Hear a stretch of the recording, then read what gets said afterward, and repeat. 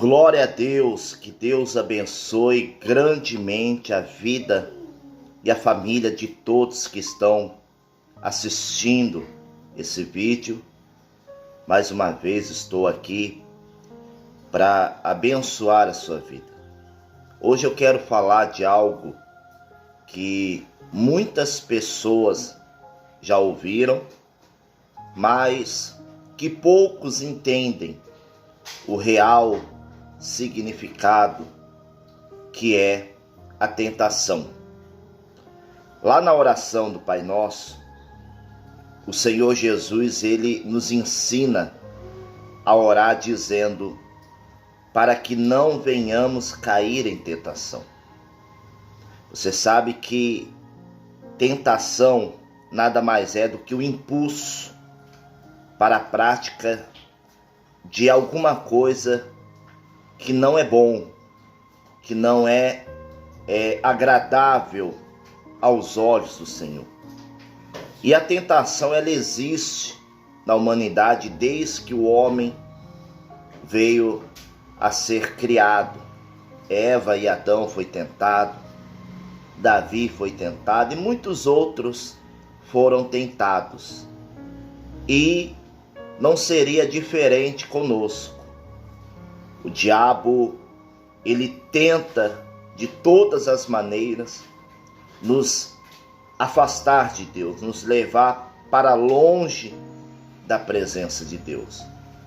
Porém, ele só consegue caso ele ache uma brecha. Lá em Jeremias capítulo 52, versículo 7, a palavra de Deus fala que foi aberta uma brecha na cidade. E por meio dessa brecha os inimigos entraram e destruíram aquela cidade. Satanás, ele lança dardos, ele arruma situações para tentar encontrar uma brecha. E por meio dessa brecha é que ele entra e destrói. Por isso que na oração o Senhor Jesus nos ensinou que nós venhamos orar para não cair em tentação. Porque ele queria nos alertar para a existência e o perigo das tentações. Deus, ele nos criou livre para escolhermos entre o bem e o mal. Porém, o bem e o mal, eles tinham que existir como uma opção. Não seríamos livres sem essas escolhas. Por isso as tentações existem. Elas servem para testar a nossa fidelidade a Deus e também a nossa inteligência para escolher as bênçãos da obediência em vez das maldições da desobediência.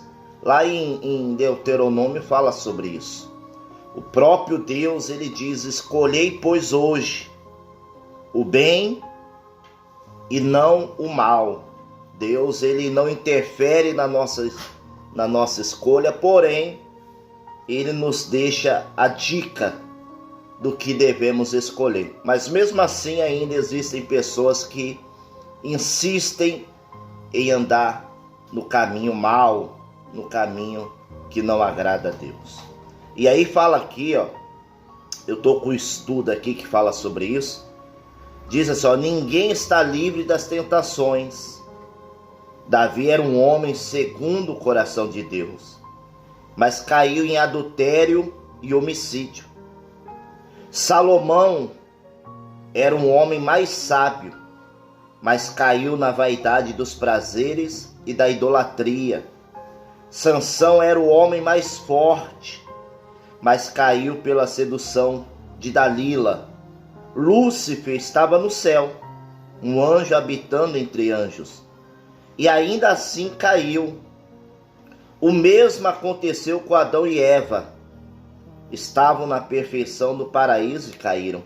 Então você veja que inúmeros homens e mulheres de Deus caíram em tentação, como no caso de Davi, Sansão, Salomão, o próprio Lúcifer, que era um anjo, ele caiu na tentação do orgulho, da vaidade, né? Ele se achava melhor e queria se comparar a Deus. Caiu. Davi caiu em adultério quando olhou ali a mulher tomando banho, e ele desejou aquela mulher que não lhe pertencia. Sansão, um dos homens mais fortes que a Bíblia relata, se achava alto o suficiente, forte o bastante, subestimando os inimigos, e acabou caindo, e entre outros. Então até por isso que lá em 1 Coríntios capítulo 10, versículo 12, a palavra de Deus ela diz assim: aquele que pensa estar de pé, cuide-se para que não caia. Nenhum de nós estamos livres de ser tentado. O diabo ele vai tentar de todas as formas, de todas as maneiras nos derrubar. O diabo ele vai tentar fechar o cerco. O diabo ele vai tentar de alguma forma nos levar para longe da presença de Deus, porque uma vez longe nos tornamos invulneráveis. A palavra invulneráveis quer dizer fracos, né? O próprio Jesus ele disse aos discípulos: vigiai e orai, porque o espírito está pronto, mas a carne é fraca. Se nós não vigiarmos e se nós não buscarmos o fortalecimento de Deus, então, consequentemente, iremos cair em tentação, porque a carne é fraca. Mas a carne só prevalece quando o espírito está fraco. Por isso a necessidade da gente se alimentar da palavra de Deus, das coisas de Deus, porque uma vez o espírito estando forte, então não iremos ceder a nenhuma tentação, seja ela qual for. Uma vez o espírito estando forte, você irá sobressair. E aí diz aqui, muitos que caem tentam se justificar, apontando a culpa para alguma falha no homem ou na igreja. Porém, note que todos esses caíram tendo plenas condições para não cair. Quem cai, cai porque não vigiou e nem manteve a sua comunhão com Deus. Essa é a verdadeira razão. Quando uma pessoa cai, geralmente ela tenta apontar um culpado. Ela quer se justificar e não tem justificativa.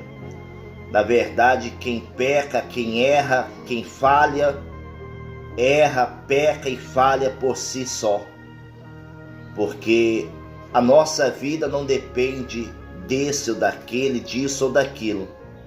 Se nós procurarmos fazer a vontade de Deus, então independente de onde você esteja, o que você faça, você certamente irá procurar fazer aquilo que é da boa, perfeita e agradável vontade de Deus. Então não tem o que justificar.